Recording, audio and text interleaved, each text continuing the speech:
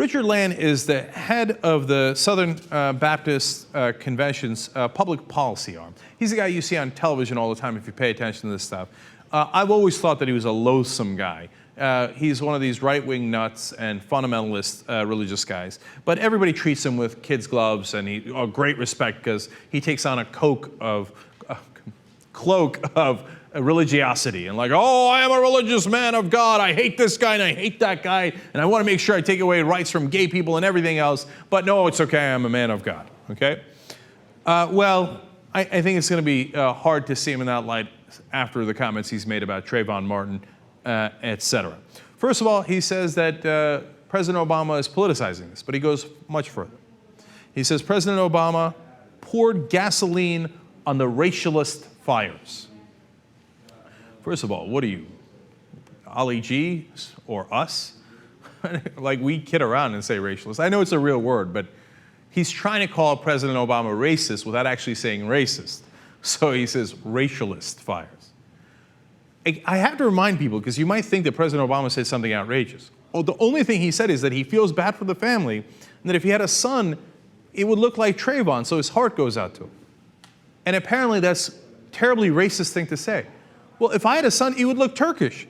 Of course! Okay, and if President Obama has a son, he's gonna look black. Of course! That's not a racist thing to say.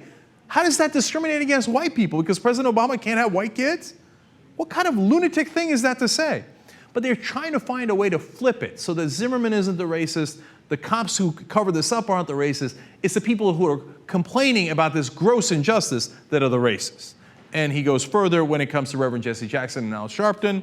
He says that they have used the case to, quote, to try to gin up the black vote for an African-American president who's in deep, deep, deep trouble for re-election.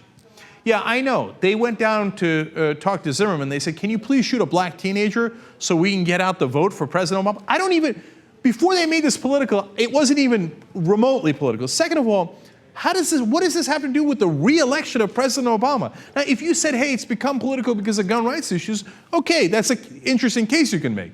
Because of President Obama, who thinks I'm going to go vote for President Obama based on what happened to Trayvon Martin? But in their mind, everything is political, and since they think like racists, they assume, well, the other side must be racist, or it doesn't matter, let's charge them of that, and let's charge them of using politics here. Okay. You might still say, hey, you know what? This Richard Land guy is deeply right-wing, and he's going to say whatever it takes to get Mitt Romney elected. Okay, fine, if he left it just right there. But of course he didn't.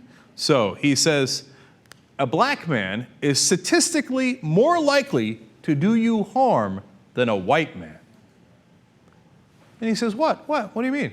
I'm just pointing out facts. Black people are more likely to do you harm, so you should fear them more, obviously. He's not done yet. Continues. It is tragic that people react that way, yes. Is it unfair? Yes. But it is understandable, referring to how white people are scared of black people. Well, I mean, they're black. I mean, of course it's understandable that we'd be afraid of them. Now, the Southern Baptists have done this cute little trick where they put their number two, their vice president position to Reverend Fred Luter, who is African American. And they were like, what? See, that's it, problem solved. He's their first ever African American selected to that post because they used to have a race issue. Remember, the Southern Baptists were in favor of slavery, segregation, and the list goes on and on. But later they said, look, we got a token black guy as our vice president. What else do you want? Oh, it turns out what your real views on blacks are not so pretty, though. And when asked about this, Fred Luter, in asking, does it help recruit other African Americans to Southern Baptists? He said, it doesn't help, that's for sure.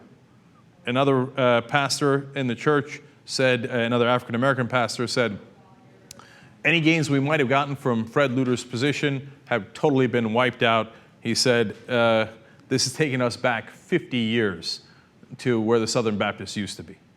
So, gee, I wonder where these old Southern Baptist guys stand on racial issues. Can't quite tell, except when they just flat out tell us.